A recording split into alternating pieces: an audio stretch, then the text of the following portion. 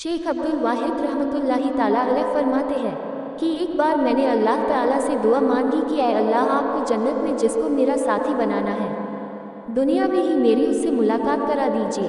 फरमाते हैं कि मुझे ख्वाब में बताया गया कि हबशा की रहने वाली एक औरत मैमूना है जो जन्नत में तुम्हारी साथी बनेगी। लिहाजा मैं उस बस्ती की तरफ चल पड़ा।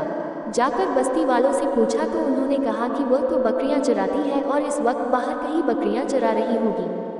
फरमाते हैं कि मैं चल पड़ा।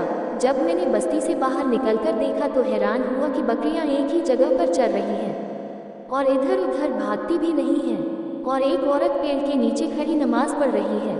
हजरत हसन बसरी रहमतुल्लाह ताला की ज़िंदगी के 4 वाक़यात। जब मैंने गौर किया तो मैंने देखा कि जहाँ बकरियां चल रही थी वहाँ उस चारागाह के किनारे कुछ भेड़िए बैठे नजर आए।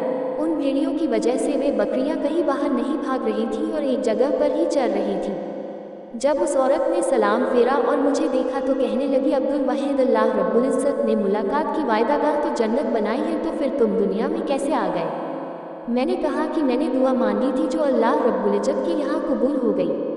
मगर अब मैं आपसे एक बात पूछना चाहता हूँ कि मैंने ऐसा मंजर तो कभी नहीं देखा कि आप नमाज पढ़ रही थी, बकरियां चल रही थी और भेड़िए बैठे हुए थे और वे बकरियों को कुछ नहीं कह रहे थे। मुझे इसका राज समझ में नहीं आ रहा है।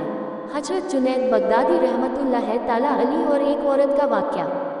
वह कहने लगी, अब्दुल वाहिद, ये बात समझनी आसान है कि जिस दिन से मैंने अपने परवरदिगार से सुलह कर ली है उस दिन से भेड़ियों ने मेरी बकरियों से सुलह कर ली है। मालूम हुआ कि फ़ाजकुरूनी उजकुरुकुम का एक मतलब ये बना कि ऐ बंदो, तुम मुझसे सुलह कर लो, मैं मखलूक की तुम्हारे साथ सुलह कर दूंगा।